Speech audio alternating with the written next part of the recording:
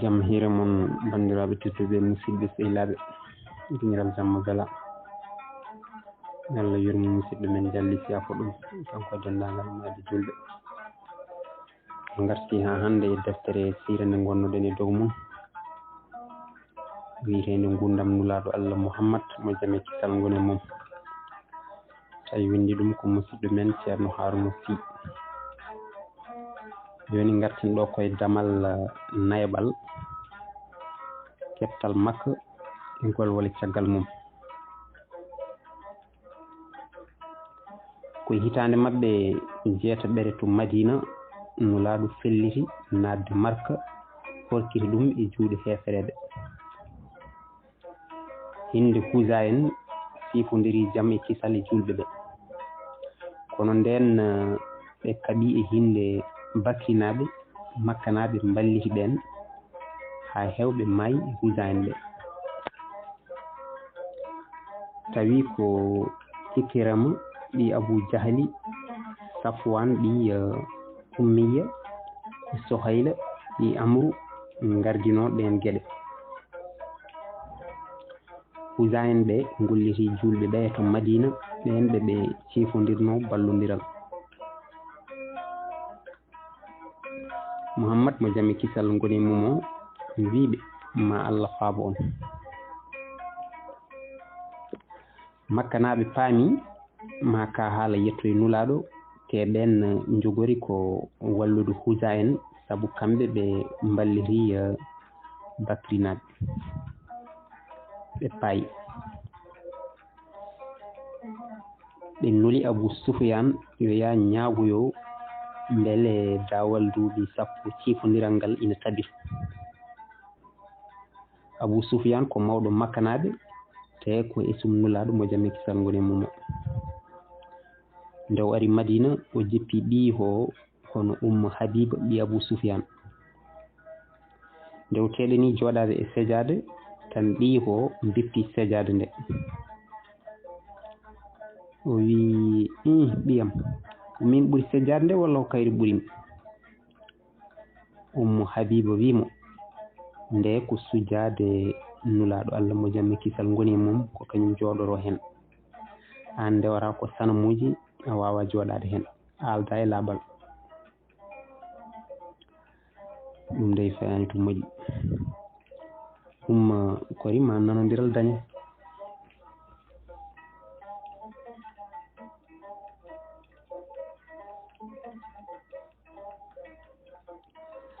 fayande safde so fasi ina hani ura o jooɗi omo miña o fofti o tindi galle nulaɗo Allah mo jami kisal goni mum o haali haw gasni nulaɗo wiyanimo saaɗi wiyanimo leppi hay konngol ɓilaki hakkude mabɓe o fayi to Aboubacry beele ina tefanamo nulaɗo Allah Mouhammad Aboubacry ganti o fayi to Oumar on wimo welannomi tan ko wawde waylude ñuuƴi mi watta yimɓe mi faaraɓe Makka mi hirsa ɓen hefereɓe kala Abou Soufiane ɓenni to Aliou ɓi Abou Dalib wimo min ala ko mbawmi e nulaɗo o so fiɓi hunde o heɗota ko hay goto Abou Soufiane yeeƴi e Fatimata ɗi Mouhammad o wi on tinno wallumin Fatimata wimo ka haala nawrani rewɓe Abou Soufiane hooti Makka ina sooyi bone ina dooki nelaɗo Allah Mouhammad mo jami kisal goni mum ummino konu o fecciɓe hen feccere o tindini ɗum banggue rewo nde o yamiri ɗum heblade tawi o haalaniɓe toɓe paayi nde feccere fande rewo ko beele majjinde makkanaɓe ɓen mbasa heblanade haare cikka ɓe payi ko rewo kamɓe foof o wiɓe hay goto e moon hoto ya Makka e ɗe balɗe ɓe payi e konu koye nder lewru korka wonno nden ɓe goddoyi e yolde nguleki ina waɗi nulaɗo Allah o yari o wi konin koɓe ɓe tacci ɓe karti dabaji ɗi beele nde añɓe ɓe keɓoto mataw ɓe jettima nden ɓe ngari Moured Johran ɓe kaɓɓi ɗon koye natirde wuro ngo ɓe ballini nulaɗo Allah wi yoɓe kuɓɓu jayli nde ɓe gummoto Madina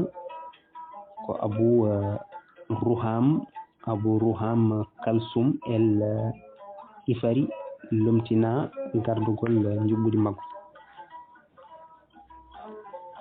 nden hirni Abbas Bamun Mouhammad Cawdiɗo tindi Makka ngam lijidde won gueɗe hade weede Mouhammad ina joguino mbabba poorewo Abbas waɗi e ko ɓuuri labde nayimo ko rentinoyde Makka natɓe saabu omo yenana ɓe julɓe fodde ujunaje 10 aade fellitɓe so Makka naɓe ina mala ɗo ɗaccongo e juuɗe maɓɓe so ɓe mbawni nulaɗo o yaltinde kaɓirɗe maɗum bone maɓɓe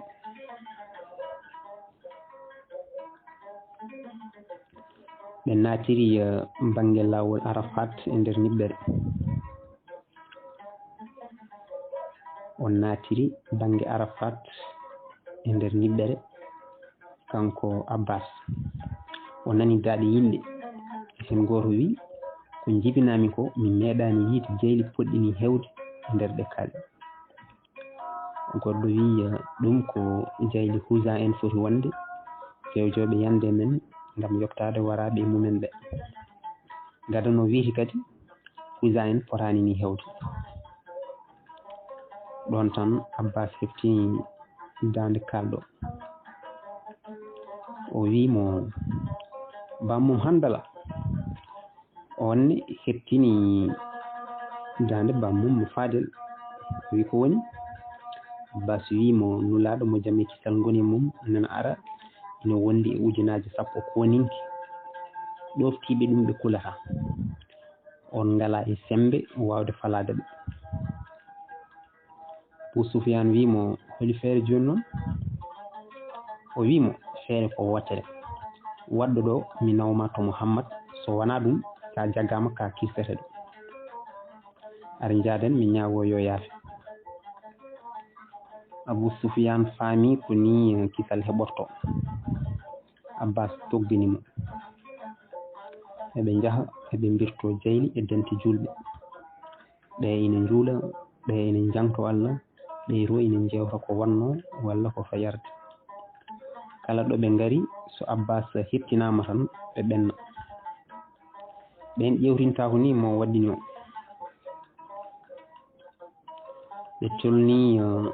ɓe tolni dental gotal tan Umar ɓi Haddab faliɓe o hettini Abbas nden lewlewdu ƴellitima tan foyre nde nangi togginaɗo ha latti Umar welti wi eyyo beele ko an Abu Sufyan jettoɗe ngoode ni gueno gadduɗomo e amen ɗo ɗo kifodiral ala Umar taaɓi mawɗo tindi tellis nulaɗo Allah o Abbas ne harti porewo ba hade Umar yamirede ko yiɗi ko Umar naati tellisa ka wi Abu Sufyan nana ara gaño Allah o yamiram mi taƴa dande makko joni tawi Abbas yettima naari taƴi haala ka on wi oɗo Abu Sufyan ko min addi ɗum ko min e mum wondi eɗe ñaaguima otomo ɓadimo so wona min o jamma Umar tawi looɓi Abbas wimo teylo an Umar sinno Abu Sufyan ko goto e suudu adi en koreji ma a waɗata ndani ko goto e suudu Abdou Manaf en koreji nulaɗo Allah o Umar jaabimo wi sees Abbas te ganda tubgol ma ɓuri weldemi e ngol babam saabu andudemi nulaɗo mo jamme kisal goni mum koye ngol mangol ɓuri hatujinde e ngol babam mayɗo e majjere kono ɗo jiidigal ala ɗo halaka fay koy ñaad Muhammad mo jamme kisal ngoni mum surtibe wi Abbas an naw Abu Sufyan jango law ngardon Abbas e Abu Sufyan jaati nden julbe fayi e heblanade julal wendoga kefeto sikki ko be yamirabe wardi dum huli Abu Sufyan wi Abbas be kori wana min jiloro dey Abbas wi mo be pala ho julde artir hakkille ma ujunnaji sappo ade kala kebli ndari poti e doftare ndewi e Muhammad mo jamme kisal ngoni mo so dari be daro so jodi so sujju no wadi fof be defta hen dum jaaki kodo uray sinajo wi mi wondiri Allah meedani yide lamdo baado ni doftete yi lambe hewbe minani hewbe waabe no negisen korosen cesaren ala hen danju hono ni nden julbe be calmini ndu wi yo Allah beydu yurmende e windere nde layna diine pewal de Abu Sufyan e al Abbas tini to tillisa nulaado Allah Muhammad wi mo kibaru a jadi ko rewre ala so wana Allah Abu Sufyan wi mi wondiri jinna bambe ka mundu ka majju e mi jadi sinno won ko rewere no goddum ma faabum nulaado Allah jokki Muhammad ko maccudo Allah ko nulaado Allah Abu Sufyan wi jinna bambe so tawi ko don non de do heddori sugere Al-Abbas wi Abu Sufyan tawi loboni dum yo bone lohe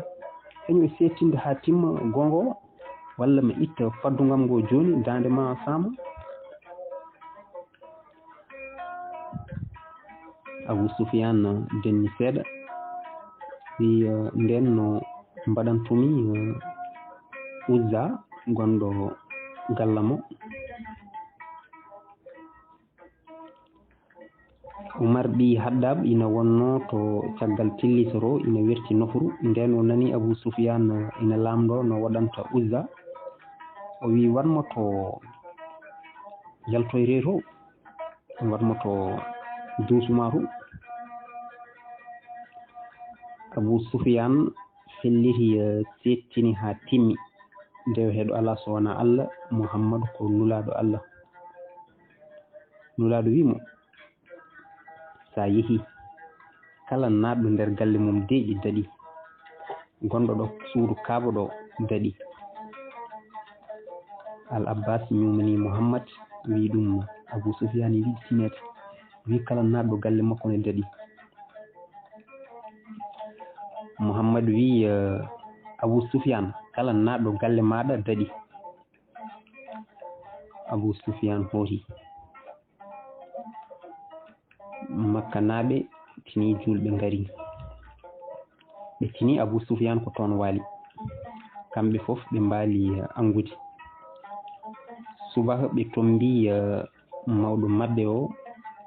hono Abu Sufyan ari be tarimo o wiibe e hey mon no Quraysh naabe Muhammad nana ara oto etede falade mo on mbawnamo debbo Abu Sufyan wi dum deggu oto hal ka kuldo baremo Abu Sufyan wiibe oto nane haala o debbo on mborama e yidde dartade de kala naddo galle Abu Sufyan dadi kala naddo e Kaaba ka dadi kala natude e galle mum dadi debbo nangi e waare makko dimbini wimo mobbu hunko ma an jampanto Quraysh naabe be durnimo be koti huyi be pewjoy Muhammad fecci kono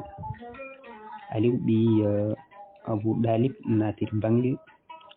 Abu Ubida natiri bangi Khalid bi Walid natiri bangi Juway ɗi awam natiri bangi ko sete koninkoɓe ɓe kaalidu ardinowo tan fala e lawol nden nulaɗo yi filemeji ina ɗalka e guirel nangue tan noli annasara goto e kaalidu nde kaalidu ari notade nde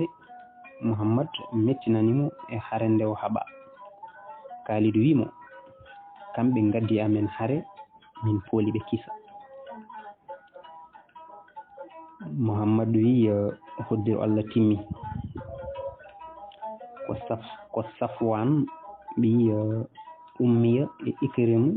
ɓi Abu Jahli palinoɓe Mouhammad naati Makka ina mafñini Usama ɓi Zeydi e dow Usuwa omo janga oɗo ɓurana e simore kawgu labtungu capanɗe 4 e inde Allah jurmotoɗo jafotoɗo e gonga Allah rokki on kawgu labtungu beele Allah ina yaafama goofi ɓennuɗi e paali omo timmina e ma moƴƴere makko o ɗowma e lawol portingol kadi Allah rokkuma faabu cembu lindo ko kanko tellini deejre e ɓerɗe julɓe ɓe beele eɓe ɓeyda kulol Allah e kulol mabɓe Allah ngol ko Allah jeeyi konuuji dow asaman e di leydi te Allah ko joom sembe cahiɗo beele omo nanna gonɗinɓe Allah ɓe worɓe rewɓe e nder sardiŋaji ɗi calli belɗi mbalata e less mumen ɗo ɓe gonata e duumare beele momtude bonandeji mabɓe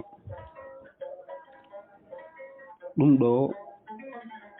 to Allah ko moƴƴere mawde e kadi beele Allah ina letta naafiyeɓe ɓe worɓe rewɓe e rewoɓe sanamuji ɓe worɓe rewɓe miijotoɓe ko boni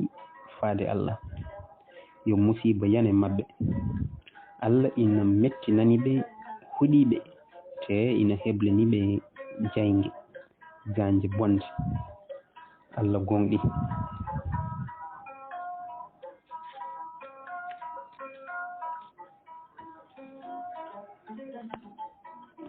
nulaɗo Allah o tindi Kaaba o tellaki o wangi omo joguino sawru o memrundu hayre ɓalere hormande nde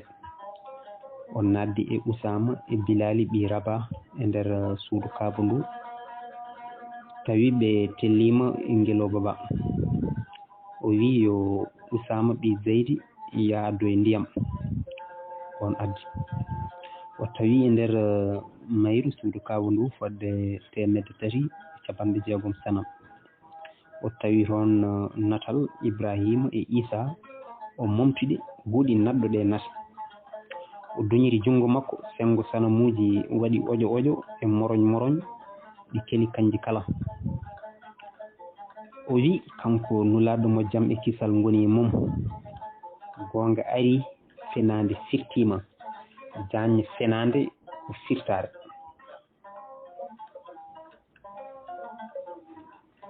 Allah jaabimo duwaw Ibrahima e ɓiyum Ismaila nde ɓe duyno nde ɓe matoto suudu Kaaba ndu caggal nde ɓe ñaagui yo Allah hebbin ɓesgu ngu jaɓanaɓe golle ɗe yaafoɓe goofi mabɓe waɗa leñol mabɓe dewwol Allah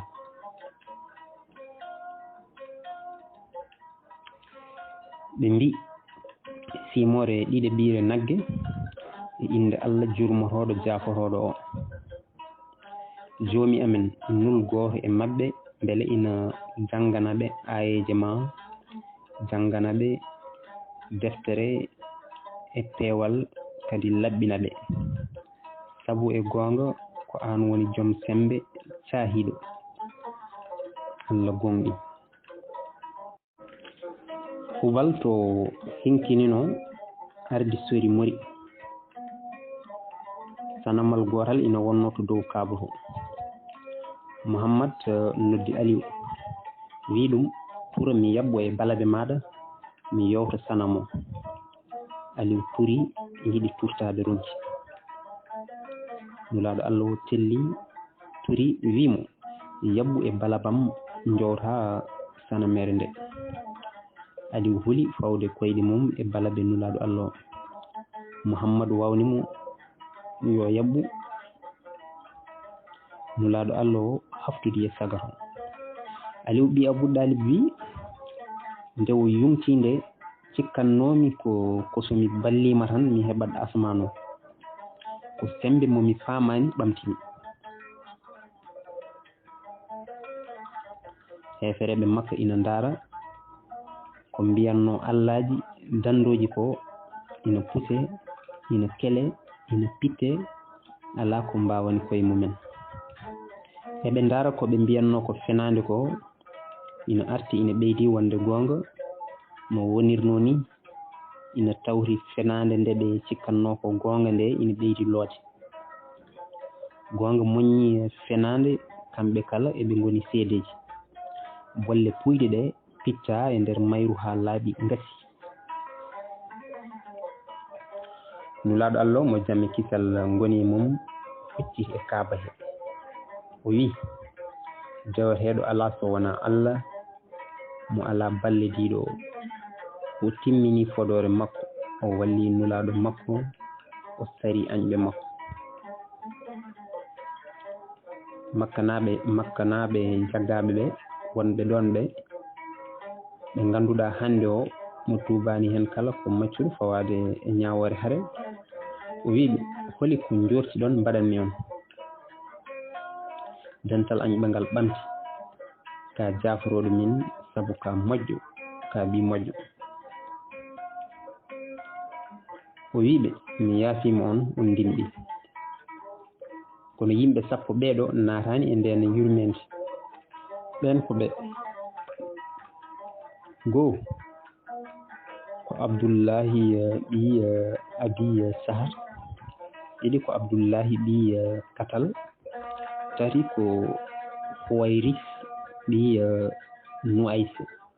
nayi ko Megias ɓi Subaba joyi ko Ikrima ɓi Abu Jahali jeegom ko Safwan ɓi Umiya jeeɗiɗi Hindu ɓi Utba jeetati Sara jeenayi Garba sappo Fartana laagnanoma ɓeeɗo ɗo kawra fof yo mbare nulaaɗo mo jamme kisal goni e mum nuli e kefeero joguinoɗo coktirɗe kaaba ka yo artir on ko Ousmane ɓi Ɗalhata nelaɗo yinno ko halfinde Al Abbas daraki gueno yamirimo yo nowti coktirɗe ɗe e juuɗe kefeero joguinoɗo o Mouhammad totti Aliou coktirɗe ɗe wimo nowtande Ousmane ɓi Ɗalhata te newanomo Ousmane welti hen ari kisa tuubi bammum Aboubacry adda hono Abi Uwafa adda tuubi Mouhammad ngabbi to dow hayre safar o omo jaɓɓana tuuboɓe ɓe ardoɓe cente cente rewɓe worɓe kono nde wonno o salminta rewɓe ko Oumar o yamiri yo tottu rewɓe ɓe juuɗe caggal ɗum kañum kadi tottamo junngo wiyama kadi o jaggi ko banggue e fatarare bagui rewɓe ɓe jaggi o e banggue saabu wiyama o wiyino hoto dokke harmanɓe on no juuɗe yo ɓuran on yuwede mesalal e hoore ha mura e nder salminde ɓen rewɓe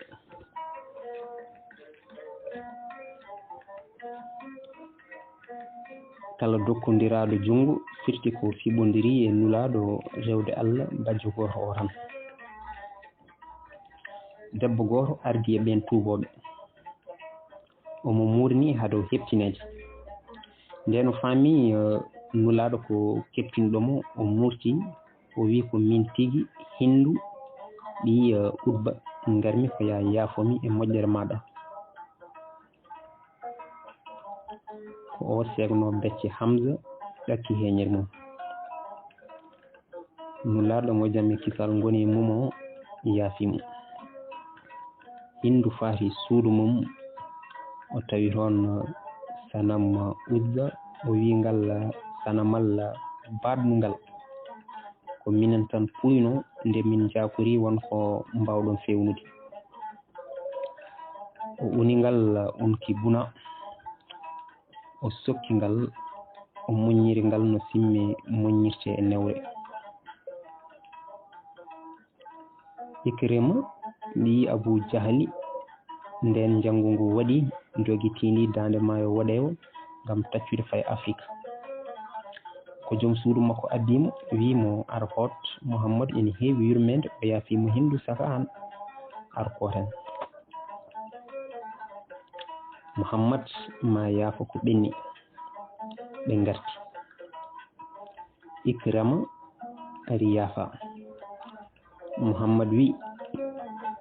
Ikrama wonti julɗo hay goto woto wi bammakko ƴettade mayɓe ko mettinde ɓerɗe wurɓe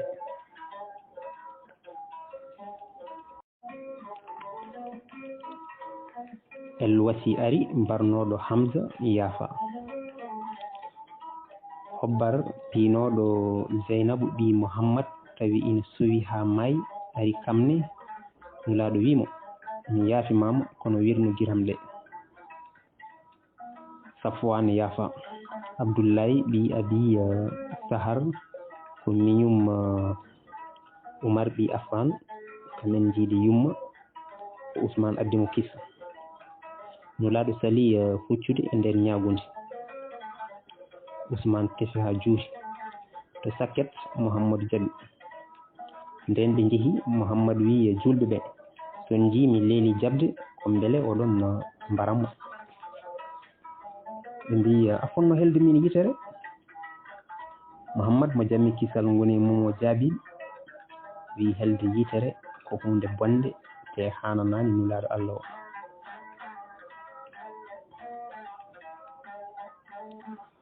Ɓuraysiyankoɓe ɓe meeɗani sikkitade gongantagal Muhammad ko woni ko ngowka ko dabare te ko ɓingu babagu mawni mabɓe holi sababu suudu kaari en inde kaari en walla leñol kaari en ina wona ɗum walla daña ɗum ko yanti hen ko wonko mawɗo saloto ko ma maaya tan walla koya nde yalta hen ujunnaji ɗiɗi aade janti e ujunnaji sappo julɓe darnoɗe ɗe Makka arti e diine ceniɗe ɗe Kaaba ɓorama tuundi ngaafinodi e mum inere diine nde sukkitima gonga hetti mbadi mum asli maayo sanamuji wonnongo e nder aardere nde ɓeeɓi kono beeli luggi kefaragal ina keddi ha joni e sarahe ɗum noon bandiraɓe tedduɓe musidɓe sehilaɓe ko ɗo katten hannden wonde so Allah jaɓi garten ha hande ko wayno wolde Hunayni ko wayno wolde Tabuk e ko way noon ɗum noon Allah jarama on jarama